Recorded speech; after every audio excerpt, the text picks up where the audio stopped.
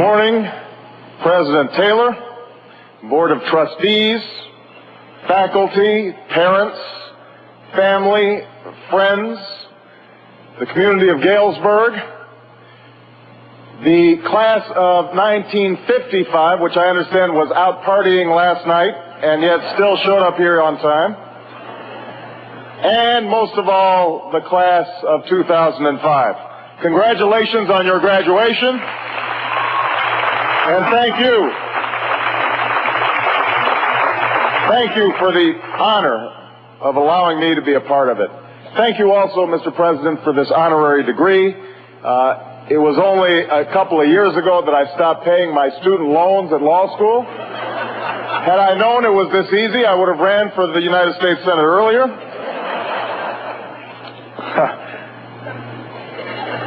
You know, it has been about 6 months now since you sent me to Washington as your United States Senator. I recognize that not all of you voted for me, so for those of you muttering under your breath, I didn't send you anywhere. That's okay too. Maybe we'll hold, what do you call it? A little pump handle after the ceremony. Change your mind for the next time. You know, it has been a fascinating journey thus far. Each time I walk onto the Senate floor, I'm reminded of the history, for good and for ill, that's been made there. But there have been a few surreal moments. For example, I remember the day before I was sworn in. Myself and my staff, we decided to hold a press conference in our office. Now, keep in mind that I am ranked 99th in seniority. I was proud that I was not ranked dead last until I found out it's just because Illinois is bigger than Colorado. So I'm 99th in seniority, and all the reporters are crammed into the tiny transition office that I have, which is right next to the janitor's closet in the basement of the Dirksen office building. It's my first day in the building. I have not taken a single vote. I have not introduced one bill, had not even sat down in my desk, and this very earnest reporter raises his hand and says, "Senator Obama, what is your place in history?" And I did what you just did, which was laugh out loud. I said, "Place in history." I thought he was kidding. You know, at that point, I wasn't even sure if the other senators would save a place for me at the cool kids table. But as I was thinking about the words to share with this class, about what's next, about what's possible, and what opportunities lay ahead, I actually think it's not a bad question for you, the class of 2005, to ask yourselves. What will be your place in history?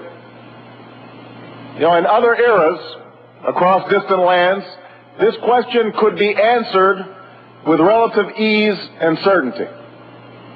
As a servant in Rome, you knew you'd spend your life forced to build somebody else's empire. As a peasant in 11th century China, you knew that no matter how hard you worked, the local warlord might come and take everything you had, and you also knew that famine might come knocking at the door. As a subject of King George, you knew that your freedom of worship and your freedom to speak and to build your own life would be ultimately limited by the throne. And then America happened. A place where destiny was not a destination, but a journey to be shared and shaped and remade by people who had the gall, the temerity, to believe that against all odds they could form a more perfect union on this new frontier. And as people around the world began to hear the tale of the lowly colonists who overthrew an empire for the sake of an idea, they started to come. Across oceans and the ages, they settled in Boston and Charleston, Chicago and St. Louis, Kalamazoo and Galesburg to try and build their own American dream. This collective dream moved forward imperfectly. It was scarred by our treatment of native peoples, betrayed by slavery, clouded by the subjugation of women, shaken by war and depression.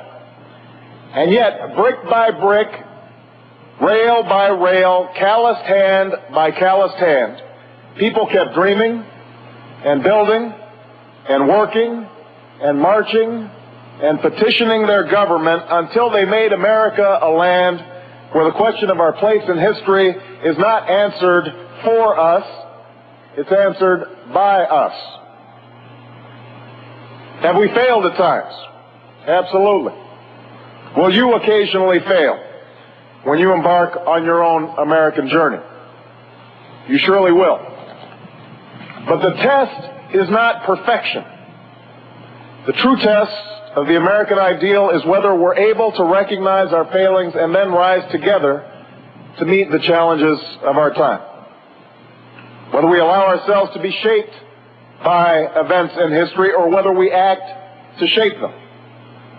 Whether chance of birth or circumstance decides life's big winners and losers, or whether we build a community where, at the very least, everyone has a chance to work hard, get ahead, and reach their dreams.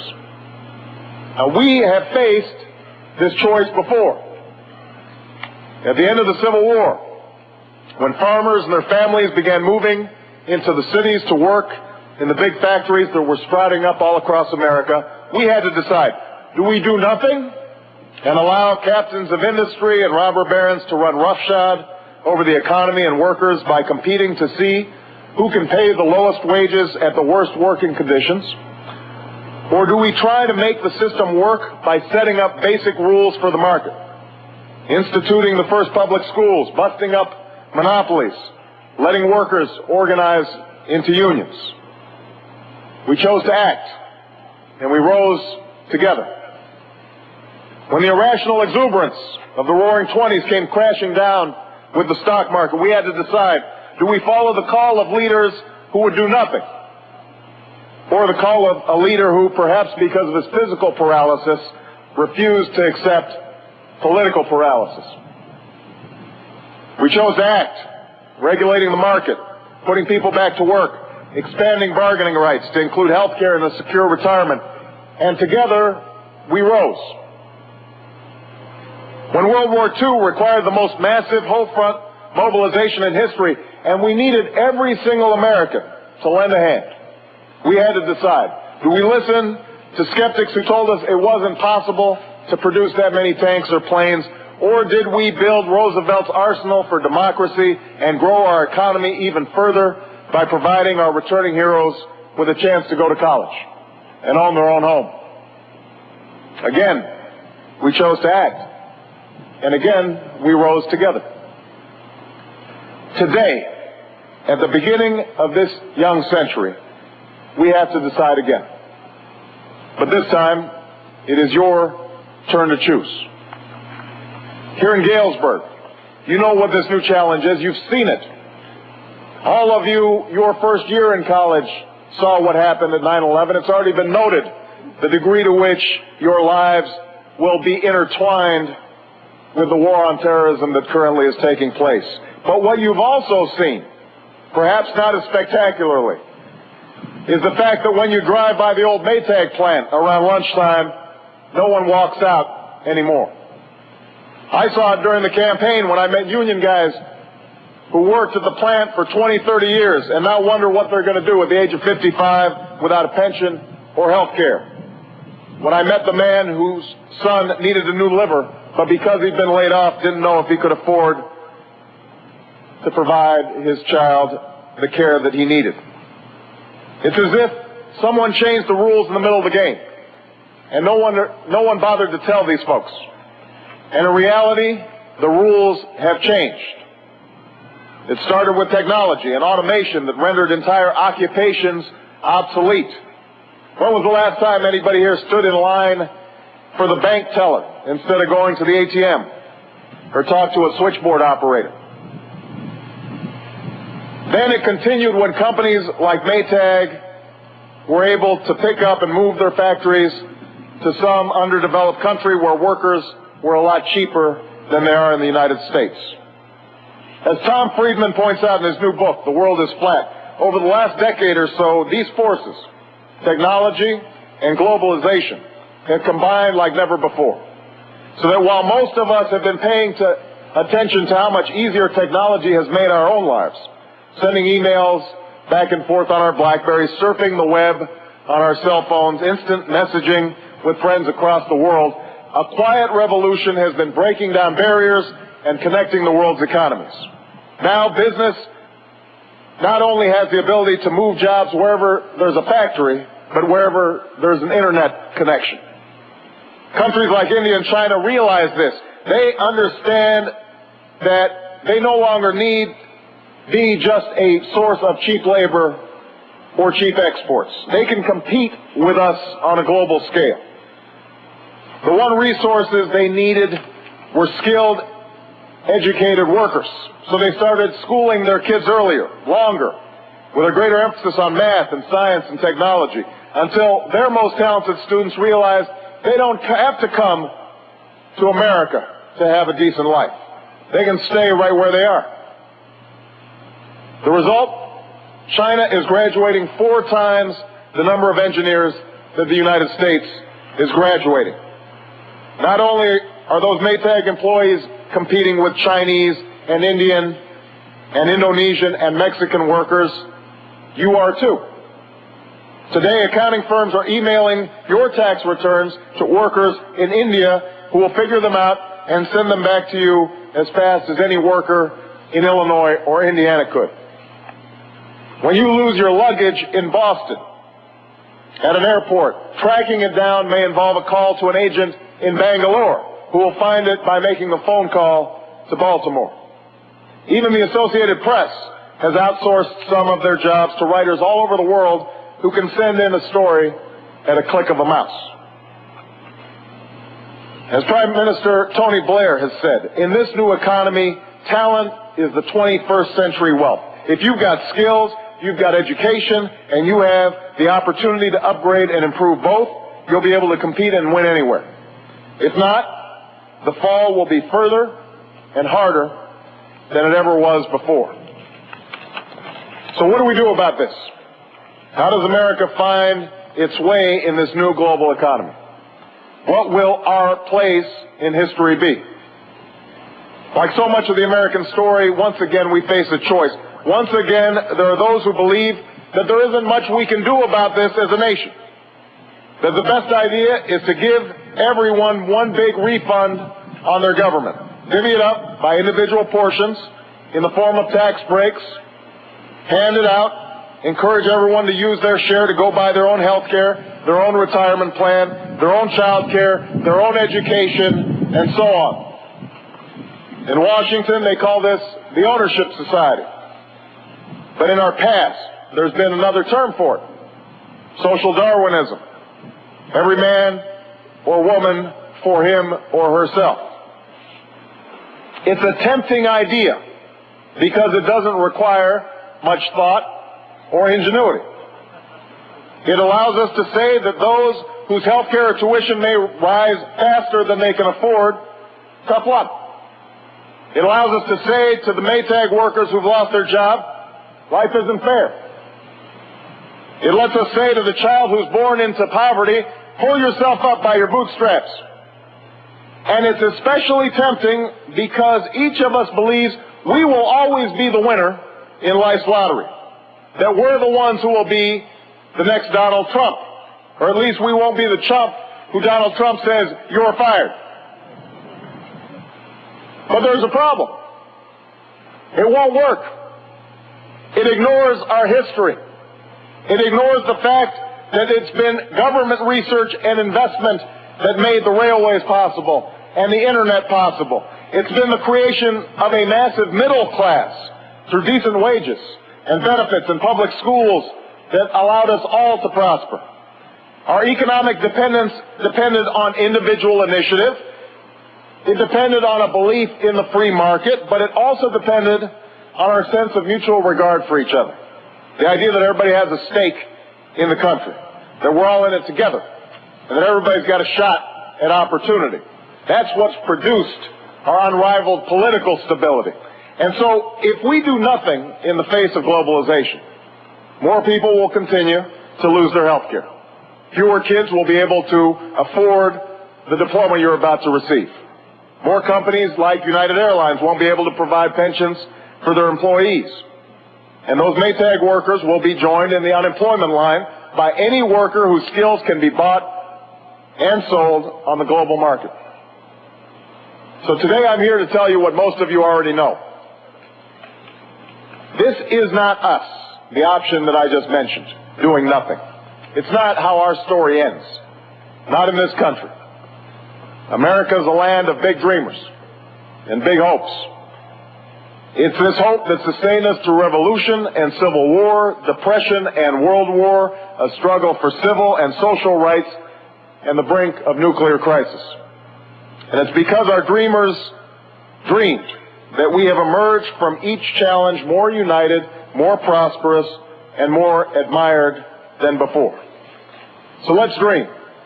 Instead of doing nothing or simply defending 20th century solutions, let's imagine together what we could do to give every American a fighting chance in the 21st century. What if we prepared every child in America with the education and skills they need to compete in a new economy? If we made sure that college was affordable for everyone who wanted to go. If we walked up to those Maytag workers and we said, your old job is not coming back, but the new job will be there because we're going to seriously retrain you, and there's lifelong education that's waiting for you, the sorts of opportunities that Knox has created with the Strong Futures Scholarship Program. What if no matter where you worked or how many times you switched jobs, you had health care and a pension that stayed with you always? So you all had the flexibility to move to a better job or start a new business. What if instead of cutting budgets for research and development and science, we fueled the genius and innovation that will lead to the new jobs and new industries of the future? Right now, all across America, there are amazing discoveries being made. If we supported these discoveries on a national level, if we committed ourselves to investing in these possibilities, just imagine what it could do for a town like Galesburg. 10 or 20 years down the road, that old Maytag plant could reopen its doors as an ethanol refinery that turned corn into fuel. Down the street, a biotechnology research lab could open up on the cusp of discovering a cure for cancer. And across the way, a new auto company could be busy churning out electric cars. The new jobs created would be filled by American workers trained with new skills and a world-class education. All of that is possible, but none of it will come easy.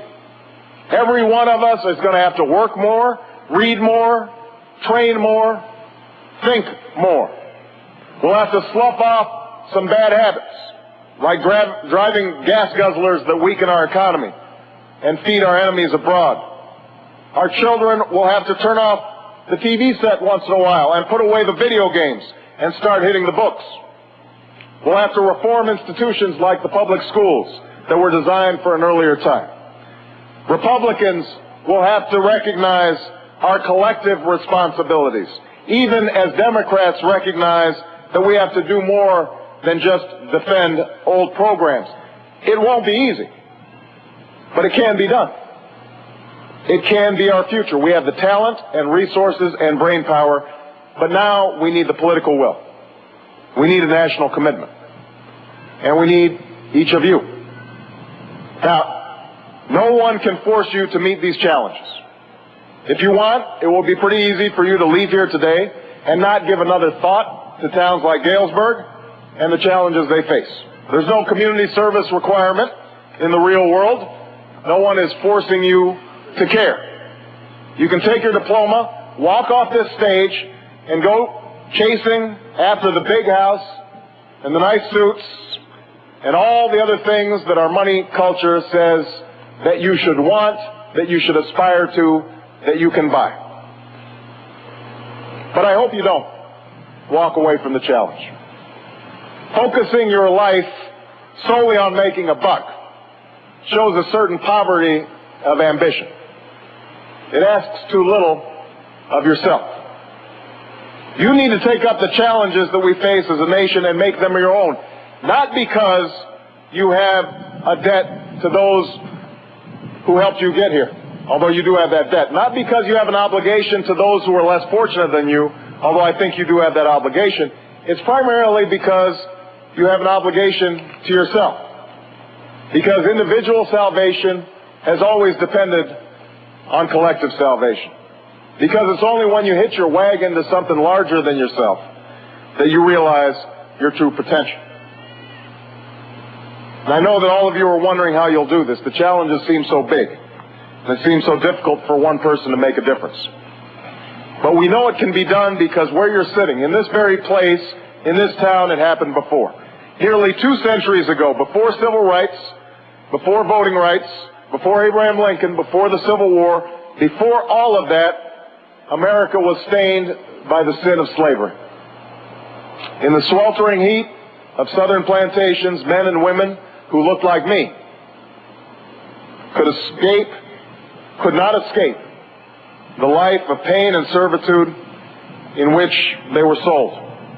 And yet, year after year, as this moral cancer ate away at the American ideals of liberty and equality, the nation was silent.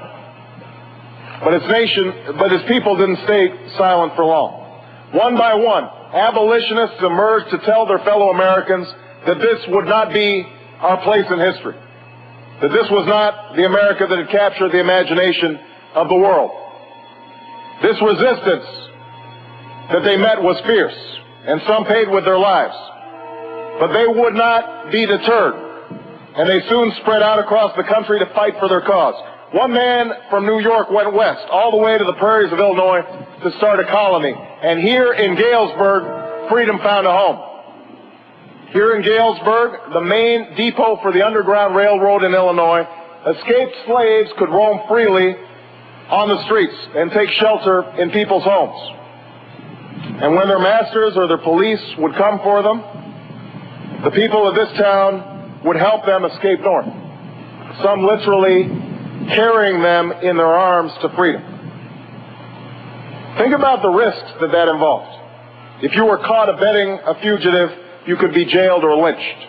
It would have been simple for these townspeople to turn the other way, to go live their lives in a private peace. And yet they didn't do that. Why? Because they knew that we were all Americans, that we were all brothers and sisters. The same reason that a century later young men and women your age would take freedom rides down south to work for the civil rights movement. The same reason that black women would walk instead of ride a bus after a long day of doing somebody else's laundry and cleaning somebody else's kitchen because they were marching for freedom. Today, on this day of possibility, we stand in the shadow of a lanky, raw-boned man with little formal education who once took the stage at Old Main and told the nation that if anyone did not believe the American principles of freedom and equality, that those principles were timeless and all-inclusive, they should go rip that page out of the Declaration of Independence. My hope for all of you is that as you leave here today, you decide to keep these principles alive in your own life and in the life of this country. You will be tested. You won't always succeed, but know that you have it within your power to try.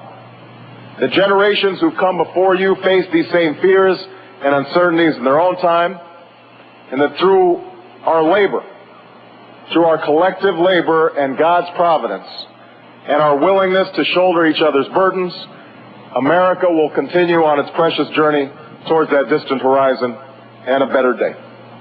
Thank you so much, class of 2005. Congratulations.